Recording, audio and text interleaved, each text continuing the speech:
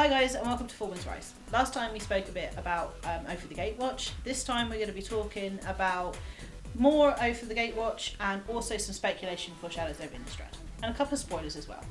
So let's just get straight into it. So what we talked about last time, we talked a little bit about Planeswalkers. We're going to go more into depth with that at the moment. Out of the sort of the big four on all the artwork for Oath of the Gatewatch, there's Nissa, Gideon, Jace and Chandra. Now Gideon's already had a card. Nissa has been confirmed. She's been sort of partially confirmed. I mean, they haven't put it in proper. Wizards haven't gone definitely going to have Nissa, but they never really do that until right up to the end. So, but it's most likely going to have a Nissa printing. I mean, I'm not too fussed about Nissa, really. No, Nissa's one of those characters that's not hugely more than one-dimensional, unfortunately. But you know, green's always good for stuff. Okay, then Jace. Jace probably won't. Yeah, we reckon that because he's been so predominant in standard, especially, we probably won't see him in Oath of the Gatewatch. But we might see him. Well, probably will see him in Shadows over Innistrad because we've seen him on the artwork and his swanky leather coat. I think he'll probably be around in the second part of Shadows over Innistrad. So not the first one, but the second one. Yeah. He's just around towards the end of rotation. So the end. So when the Origins ones will rotate out, they will have two in standard for a little bit, and then you'll rotate out, and there'll be another one if they do a printing. Which leaves Chandra. Yes, and I think Chandra will be in Oath of the Gatewatch. The reason why is because, well, obviously they've already spoiled the fact that she's going to be in it before they even release the lore, because they brought out the artwork first. Silly wizards.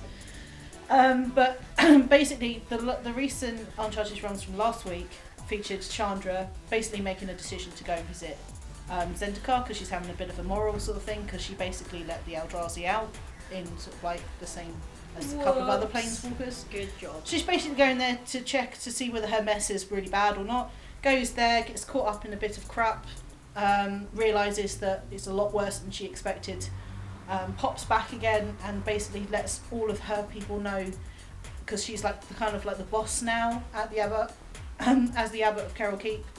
And she's basically just told them all that she's going to go to Zendikar, and she has a little bit of a chat with her mentor, and she decides she's going to go there. So we will see Chandra there. She will probably come out and help fight the Eldrazi, and I think she'll have a card in Over the Gatewatch. Chandra the mildly irritated. Chandra the mildly irritated will be back. In fact, we'd be very interested in knowing which Planeswalkers you think we'll see in Over the Gatewatch, and maybe even what they do. Exactly. So, moving on from the Planeswalker side of Over the Gatewatch, there's been a few spoilers come out. There's been a creature come out, Aili, yeah. The Eternal Pilgrim. Legendary creature. She's a bit of a cheeky sausage. She tried to sacrifice Jace to Ulamog. But she's a legendary creature, and she is 2 mana, 1 black and 1 white. So I reckon she has potential as a Tiny Leader. I'm going to be building a Tiny Leaders deck around her. She's got very good potential in Commander in general, I think. Any form of format like that. I mean, she's got good potential for Standard. There's 2-drop for ridiculous ability. I think it's pay a certain amount of mana and you sacrifice a creature. You gain life equal to their... It's 1 colourless. You pay 1 colourless, sacrifice a creature, and you gain life equal to the sacrifice creature's toughness. Yes. Which is really good because there's already a blue and black sort of aristocrat deck going around, which is all about life gain, life drain. Maybe we'll see that go more Esper, or maybe we'll see it go black white. My jam. It's all about getting creatures in, sacrificing them, killing them, gaining life, draining your opponent's life, and stuff like that. So I reckon she'll see play in every form. I reckon she's modern playable. She's going to be good for limited as well. Believe it or not. Oh, absolutely. I mean, there's already decks at the moment that are going around with the black and white sort of life gain, life drain kind of format. So she's just going to add to everything, really. So that's cool. Yeah, I for one will definitely be at least after at least 1 copy of her. Mm-hmm. So the other big spoiler, unofficial, not confirmed yet, is the not reprint of Mystic Gate. Now, Mystic Gate has been printed before, and it used to tap to add 1 colourless to your mana pool, and then have the filter ability. Now it has tap to add 1 distortion, waste, whatever it is to your mana pool. Which leads us on to quite an interesting thought that you had, that you were reading about, wasn't it? I did. I've been doing a lot of reading into the waste / distortion mana recently, because it's been very interesting, because Wizards haven't confirmed or non-confirmed anything at the moment. Because it's so early on before spoilers really hit at the moment. But It's basically the theory that this guy had, which I kind of really agree in, so I'm just putting it across to you guys, see what you think, was that the wizards are kind of separating the generic mana that you use to cast spells and actual colourless mana. So distortion is kind of like a version of colourless mana that's not generic. So like when you cast a spell that's got 2 colourless in it and 1 green, for example, you can pay any different colour mana you want to cast the 2 colourless. But with this new mana that's out, this distorted mana, maybe that is literally you can only use colourless mana to cast it. You can only use the distorted mana to cast it. So it'll be like an unofficial sixth colour. So it's like an unofficial 6th colour basically. But it doesn't have a colour, so it's weird. But I like the idea of that being like Wizards are splitting the generic mana and colourless mana into its own sort of separate categories. But what do you guys think? I really want to know what you think, so pop it down in the comments. I reckon with a bit of work it could be a permanent thing, but again we think this is just going to be Battle of Zendikar. Yeah, a bit like Phoenician Mana. Yeah. Yeah. So the last thing we have to talk about with Open Gatewatch today is that the pre-release boxes have been spoiled. We're going to have the sort of semi-fancy cardboard deck boxes again, which I think is still an improvement over the old flat ones. I'm still using mine as my draft deck box. Whenever I do a draft now, I'm taking that with me because I think it's really handy. It's got a nice little divider in it. Just stick your box of sleeves and it's got a little place to store a dice, so it's just really nice to take with you, I think. Yeah. And what we'll do is we'll put up the art behind us so you can see. I think it's all orangey this time. It's very nice. Very nice. I like it. So the last thing before we move on to James's picture guessing game is something I personally am quite excited about because I've never owned one. The GP promo this year, for next year, 2016, everyone that goes to a GP and enters the main event next year will receive a promo Stoneforge Mystic. I am super excited about it. I mean, not that I'm ever going to build around her. I mean, I guess I could put her in an EDH deck. So, value. Yeah, just straight out value if you go to a GP this year. Yeah, so we're definitely going to GP London this year, for sure. But sealed.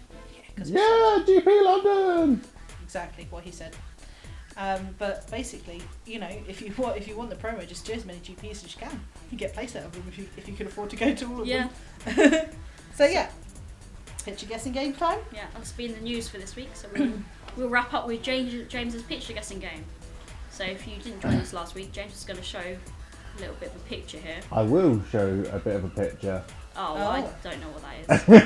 Well, that's from Battle for Zendikar, right? It is from Battle for Zendikar. He has got Eldrazi stuff around his head. It's got the Kozilek sort of stuff around his head. And there's a non-zero amount of tentacles. Yes. I'm gonna. I don't know. Interesting. So, Kozilek, is it a colourless card? Yeah. Is that your first question? Yes. You sure? Yes. Right. He is red.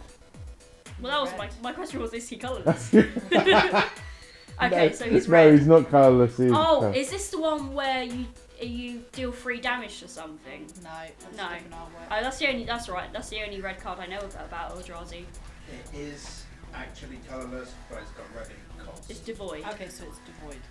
Yeah. That's the only devoid red card I know. Apart from Nettle Sentinel, when it's not that. And okay. Is it converted mana cost 2? no, it's 5 in total. 1. 5. That's not Oh, is it the one that destroys a land? Does No. something else that destroys land? No? No. Okay. It's instant speed. Yes. I know, it's because when we were filming a sketch, I was like, I could cast this card, and then realised I couldn't because it would completely foil the whole point. No, it was red. Was it red? It was red. I'm pretty sure there's a black one. It does a certain amount of damage, doesn't it? As red does. No. Well, I don't know then. Pretty sure that one was a black one. Not a You clue. want another clue? Yeah, I mean, still not going to be able to guess it. But... Gain control? Oh, gain control of target creature to end a turn. Yes. Does turn against them? Yeah. Yes. Turn against, yeah? Yes. Yeah, I was about to say. Yes, it is turn against. Turn against. I thought turn against was cheaper than that. Okay, thank you to everyone who commented on the last video regarding the questions we had there about Emrakul. So, Jake Giganti said, Shadows of Innistrad, what makes a shadow? Something big. Emrakul is big. The statue being distorted in the trailer. I don't know, I guess Emrakul could do that. Why go from Zendikar to Innistrad? Emrakul. I doubt this though. I think he might be an oath because in Battle for Zendikar there are some cards featuring spawns of Emrakul. Now, what do we think about that? I think both points could happen. I think that Emrakul could go to Innistrad. I mean, we've already spoke about this before, about the distortion of when sort of like big Eldrazi enter the field, then there's, you know, everything gets distorted around them because of just their sheer power. And we've also talked about the fact that, you know, does Emrakul have a reason to go to Innistrad?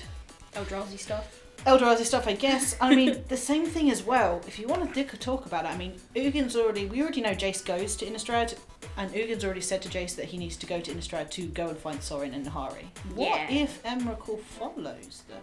Ruh-roh. Which might be why they're doing Shadows of Innistrad. But there's 2 points for you to think about. But yeah, equally we're saying Emrakul could rock up in Over the Gatewatch, because we were saying about Wizards haven't been so great about keeping the big things quiet, but they might be saving it to be one of the last spoilers.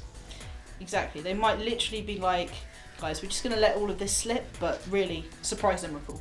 Yeah. Although I think it's weird that Kozilek and Emrakul would be printed in the same set. It will be. It does feel like because we're now into 2 sets rather than 3, that might actually happen. But we will see. I think it's a bit of a mystery, but this is the good thing about things like this. When you have 3 things and you only have 2 sets, you get to predict things. I like trying to predict and get it right, and then if you fail, it's kind of funny. Okay, moving on to the next one. Tech, can we scroll down a second? Our second comment is from MTG Enthusiast. I knew that card was from Origins, though I had no idea what his name was. That's referring to the card that was in the game at the end of the last one. Yeah. The guy who brought in a demon. The demon, who I still can't remember, so that was fun. And MTG Enthusiast goes on to say, where has Emrakul gone? You can tweet us at EBMidnightMagic on Twitter. If you want to include that hashtag, we'll make it a thing. and the goes on to say, it'd be really awesome if he did travel to another plane. Though sad for that plane, I'd imagine. Yeah, it would be really cool. I kind of like, I mean, the Eldrazi have literally just been, we live or basically on this to destroy Zendikar at the moment. Although we know for a fact that they don't. They basically go around eating on basically planes that are wasting away. Or that's basically what their job is. They're basically creatures of the blind eternities, which is that little bit in between all the planes that the Planeswalkers walk through to go to wherever they want.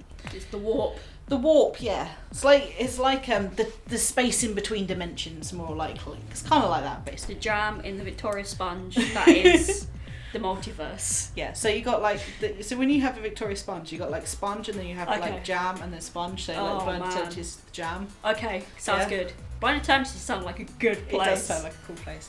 Yeah, so basically they walk when they walk through the jam. Basically the the Eldrazi live in the jam, and the Eldrazi live in. You heard it here. They live in the jam. Hashtag where has Emrakul gone? The Eldrazi live in the jam. They basically they live in the jam, and they come out of the jam to eat planes, so they get reabsorbed back into the jam, so new worlds can be born. That's basically what the Eldrazi are for. They're recyclers. They're basically recyclers. They come in, they clean up after everyone else and go, but it's normally a little bit of a tense subject when they go to a plane when like there's people on there. Which leads to the question, why would they go to Innistrad? Because it hasn't gone to shit that much. It hasn't, but remember all of the stuff that happened last time with... Yeah. Good times. All the stuff that happened on Innistrad last time. I mean, you can go and look this up for yourself, guys. Maybe we'll do a special episode on Innistrad when Shadows of Innistrad comes out. Don't hold us to that. But literally, everything, although it kind of got fixed, it also kind of went even more to crap towards the end of Innistrad. So I wouldn't be surprised if the Eldrazi recyclers want to come and kind of eat Innistrad. But we will find out, I guess. So... that's enough of jam, Victoria Sponge. So yeah, those were the questions from last time. Have some cake. And comment below in this video so let us know what Planeswalkers you think will be in Oath of the Gatewatch. Also, don't forget to write down your suggestions of what you think is going to happen in Oath of the Gatewatch and what you think is going to happen in Shadows over Innistrad. So this has been Full Moon's Rise. Until next time, don't forget to release your untapped potential.